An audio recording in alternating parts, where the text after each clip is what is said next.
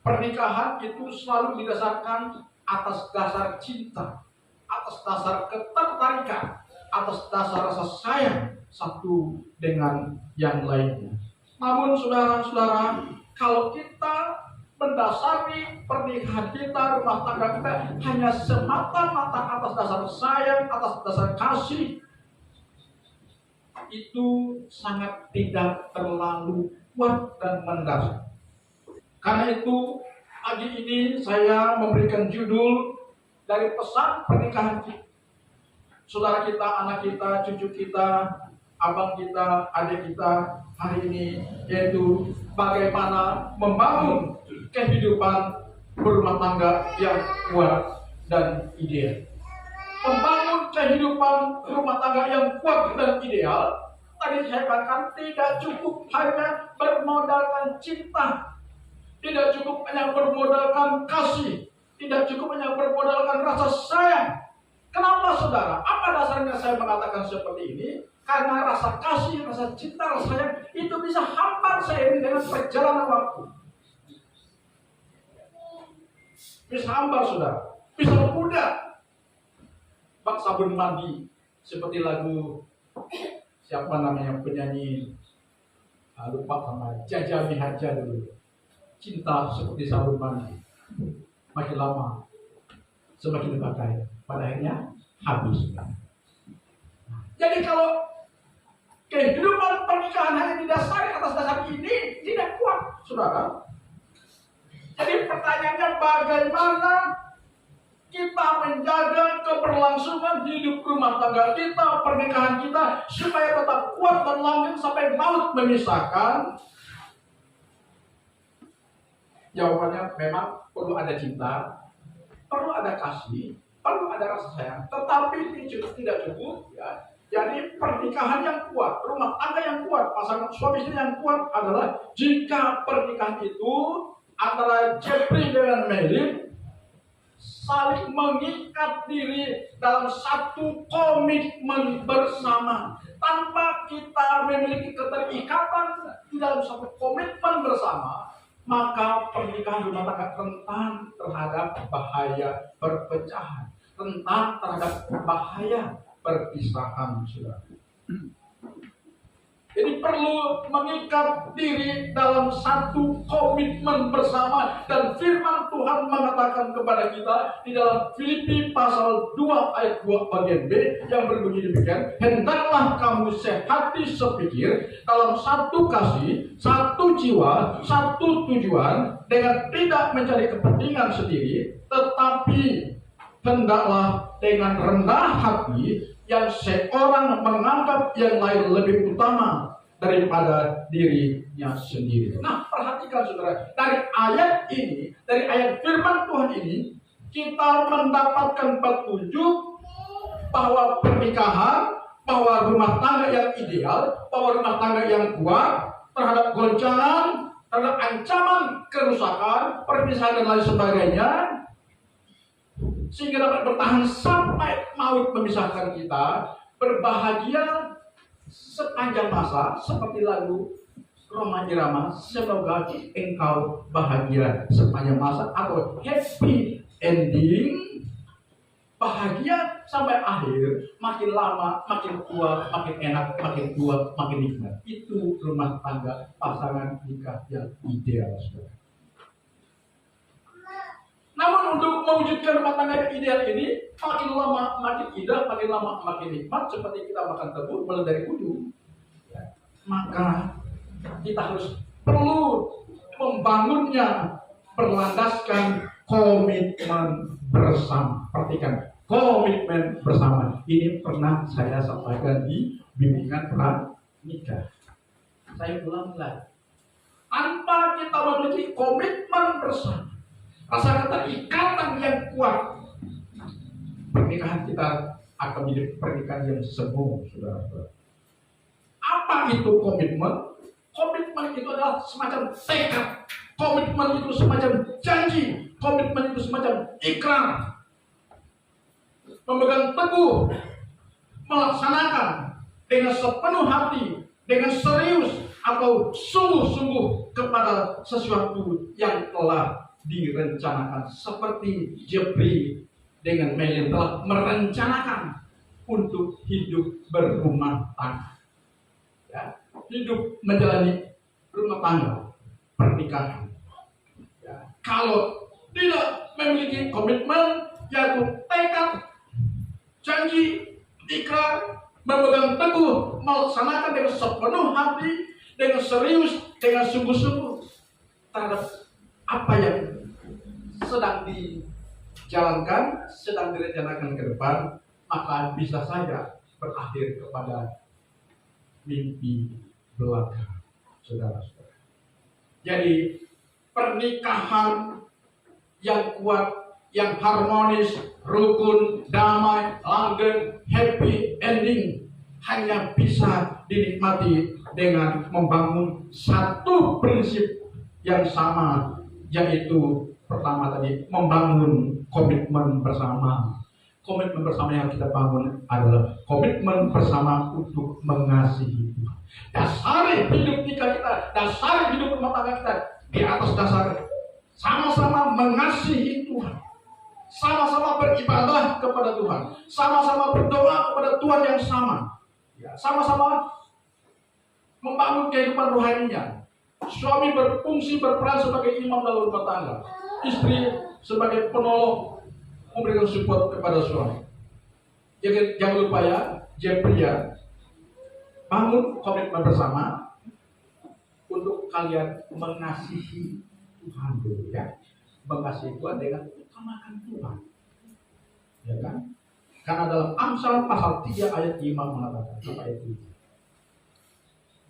Ya, percayalah kepada Tuhan dengan segenap hatimu dan janganlah engkau bersandar kepada pengertianmu sendiri. Jika engkau lakukan ini, kata Tuhan dalam firman-Nya, maka perjalananmu akan lurus dan maju. Jadi dasari yang pertama, komitmen untuk sama-sama beribadah mencari Tuhan, untuk menampakkan Tuhan. Amin. Ya, amin. Mulai hari ini Anda berdua berjanji tidak akan banyak absen untuk kita menghadapi. Tidak terlalu banyak absennya untuk kita menyatakan komitmen kita untuk membangun kehidupan rohani kita. Dan jangan pincang, saudara. Jangan pincang. Karena hari-hari ini dunia sudah berbeda. Sehingga kita melihat, ya, di mana-mana gereja, pasti yang lebih banyak ibadah hari Minggu, siapa? Para wanitanya. Suaminya kemana? Baik dia Kristen Katolik, baik dia Kristen Protestan, sama sebagai kata Kristen. Baik dia gereja Katolik maupun dia gereja Kristen, lebih banyak wanitanya yang cari Tuhan, yang datang kepada Tuhan daripada yang prianya. Kemana prianya? Padahal pria adalah leader. Amin. Pria adalah pemimpin. Pria adalah sumber. Kalau pemimpinnya lemah, sumbernya lemah, mau dibawa kemana keluarga kita? Karena itu perlu seorang suami berperan sebagai sumber, sebagai leader, sebagai imam dalam rumah tangga. Suami lemah, rumah tangga lemah. Jadi Jeffrey, Mary, bangun komitmen rumah tangga kalian di atas kecintaan kalian akan Tuhan. Amin. Dengan tidak mengabaikan ibadah kalian, dengan tidak mengabaikan ketaatan kalian kepada Tuhan. Kalau kalian membangun hidup nikah kalian di atas dasar Tuhan dan firman, percayalah, hidup nikah kalian akan kuat. Amin. Kita sedang hidup di zaman yang rusak. Kalau kita tidak membentengi diri kita dengan firman dan gereja adalah benteng terakhir pertahanan moral, karena jangan abaikan gereja. Ya. Beri prioritas untuk Tuhan.